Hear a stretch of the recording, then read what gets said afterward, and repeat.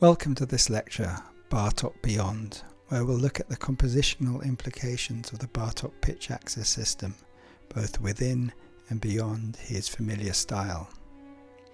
We'll look at Octatonicism, just an introduction as it's a huge topic, cells, bebop scales, of course, related to jazz. However, of course, with some imagination and dedication, these ideas can be used in whatever style you wish to operate. So a quick recap. In the Bartók pitch axis system, chords are connected through both a relative and parallel connection. So, for example here, C major is connected to A minor, relative. C major, A minor. But since we work also with a parallel connection, that A minor is connected to this A major here. That A major to an F sharp minor, to an F sharp major, to E flat minor, to E flat major, to C minor, to C major. And that completes the group. So in the Bartók pitch axis lecture, we saw how these chords could be substituted for one another, be superimposed, and we saw that these 8 form the tonic group. There are of course 16 more, 8 from the subdominant group and 8 in the dominant group, and we saw how music could move from one group to the other, creating these sort of Bartók cadences. However, let's take a slightly different approach here and see what scale is made up from this group of chords.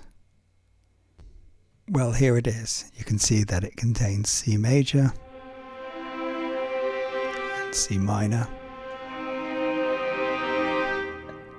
A minor, A major, and all the others. It's called the octatonic scale. It's got other names too, like symmetrical diminished. It sounds like this.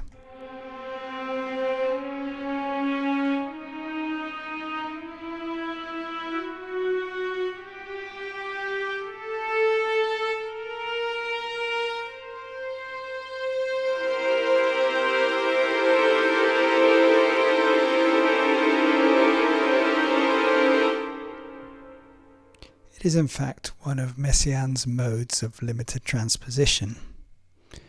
This means that, unlike the major scale, there are not 12 versions of this scale, because it has some repeating patterns within it.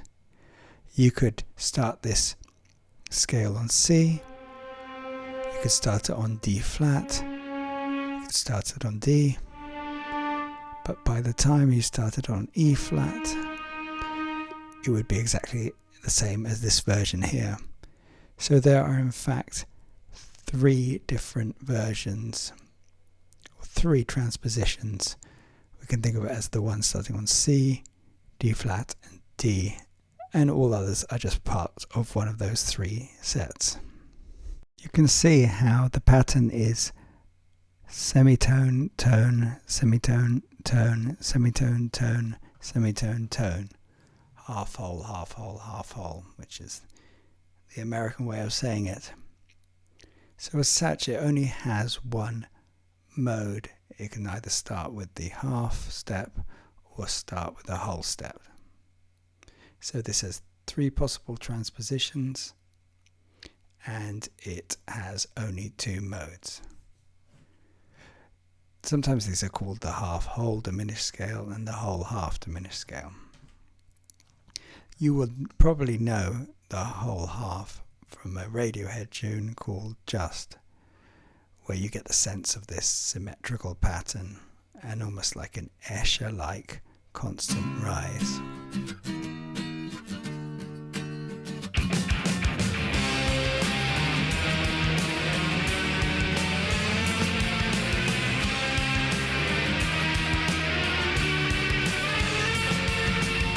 Can't get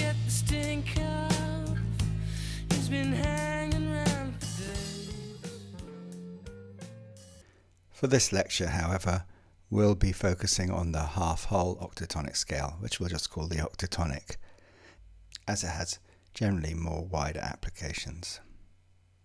Now, there's a number of ways to look at this scale, and in fact that's its power. It's very multiple. It can meet lots of harmonic contexts.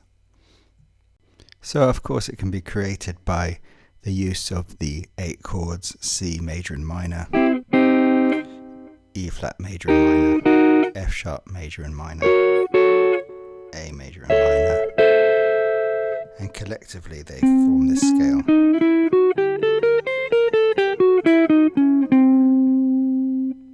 It can be done a little more efficiently if you think of C major and minor, and F sharp major and minor, the tritone relationship. That's the sort of sound it possesses. So within it there is a dominant 7. Hence its use in jazz. Essentially what it can do is accommodate a dominant 7th modality, but add all sorts of tension.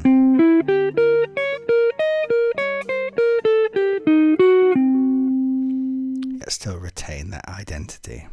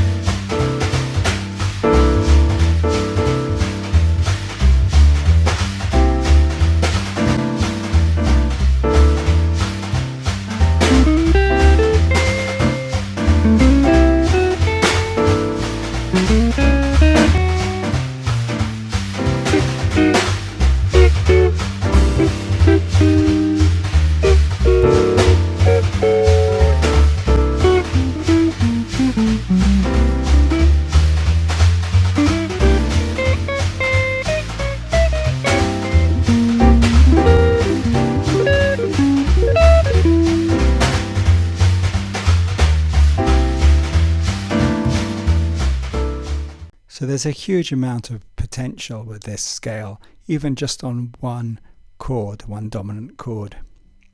But often it's used momentarily. For example, we could have a C7 that resolves to F, and on that C7 we could use Octatonicism before resolving to that F. So it could be used as a more local, momentary dissonance. There are so many examples of octatonicism in so-called classical music, but we're going to hang around this jazz area just as a starting point.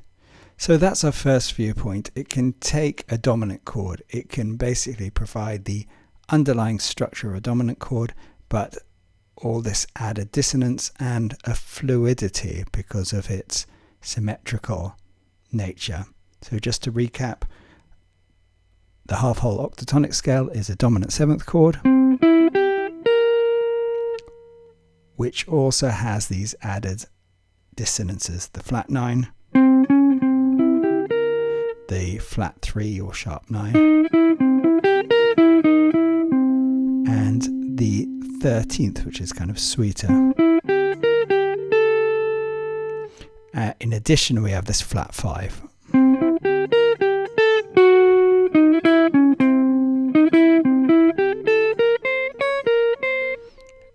Which is the sort of bittersweetness of it.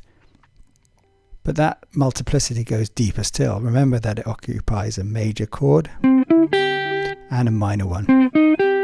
So a dominant 7 and a minor 7. Not only that, it also has a minor 7 flat 5 or half diminished and a full diminished. So it's got a ridiculous amount of sort of functional possibilities. The most efficient way to describe it actually is a diminished 7th. So this is C diminished 7 and 1 a semitone above it.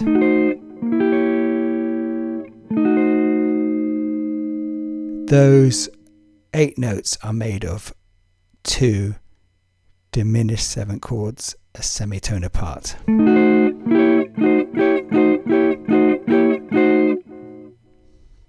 This elegant description is actually really deep.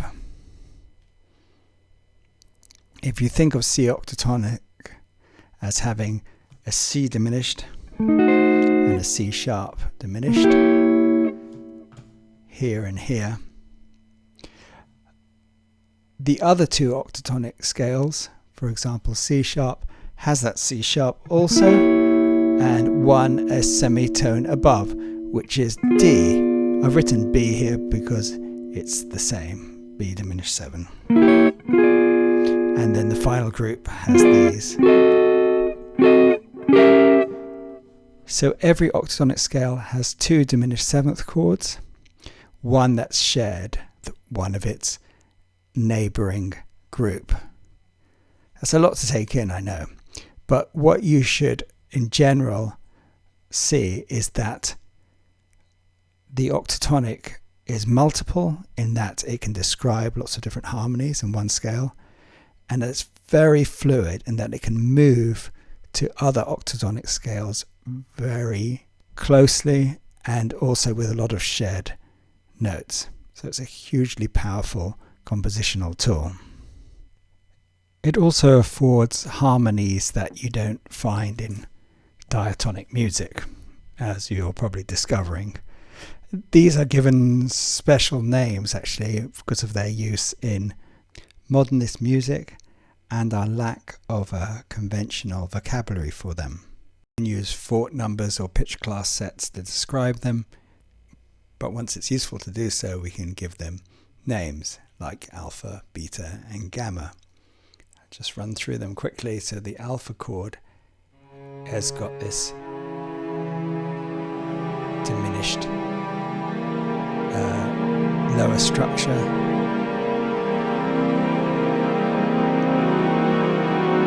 This more octatonic higher structure. Pretty juicy. Beta chords I love. C sharp, E, G. Sort of dominant 7, flat 9 world, and there are various redacted forms of them. And finally the gamma chord, which is very major minor twisted. So one example would be A, C natural, C sharp. There's a Stravinsky feel to that. E and G. So sort of both the major 7 and the minor 7, kind of like Hendrix chord.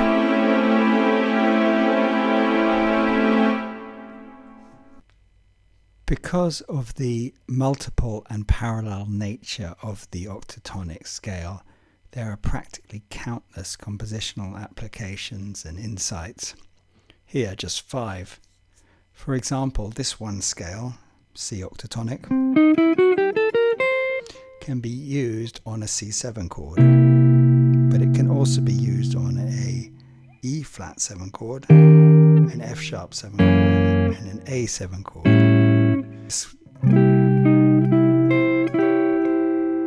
Or F sharp. Or A. So beautiful. A chord corollary of that concept is that there are 4 dominant chords available with one octatonic scale, which means there are 4 available with the next one and 4 with the next, which means that you can reach all dominant 7th chords a semitone up or below it. Everything is an easy reach. And not just dominant chords, all major chords, all minor chords, all full diminished, all half diminished chords, and many others are available within one octatonic or in a very close octatonic scale. Here's another idea, is that within the octatonic scale we can freely transpose in minor thirds or in a tritone, 2 minor thirds. For example, if we take a passage in C minor, this could be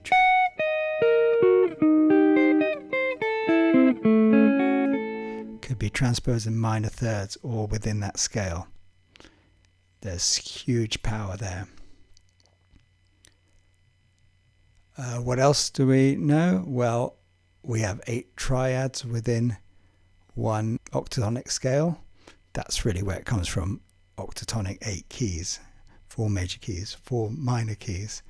So on C7 again, we could play C minor, E flat minor, A minor, A major.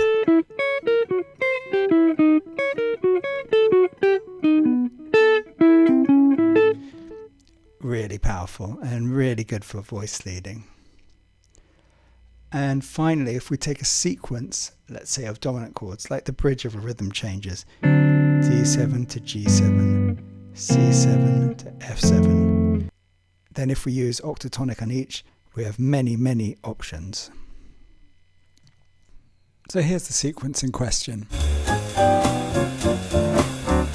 D7, G7, C7, F7.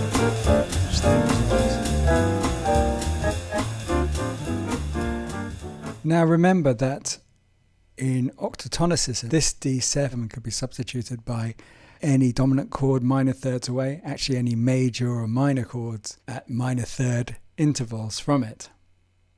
Same with this, same with this, same with this. So we get various options for each chord, more than listed here. That's D major or D dominant 7, D minor 7, actually D diminished 7.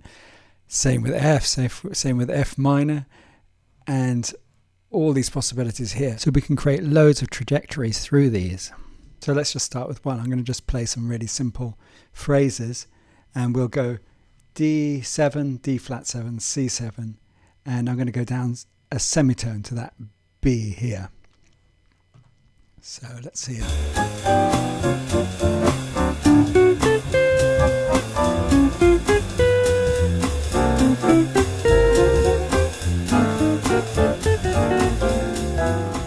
We can go down chromatically. We can also go up in whole tones. You can see D, E, F sharp.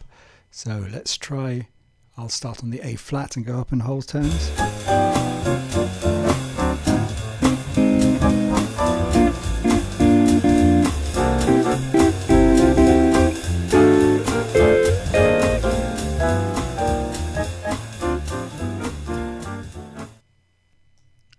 Any combination of those.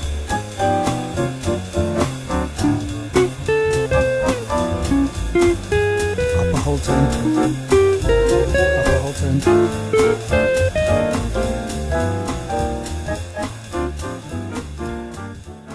And of course these could be any chords, major, minor and so on. They could be those sort of alpha and gamma chords too. Or maybe a chord like this, which is peculiar to Octatonicism. And we can just do that up in whole tones.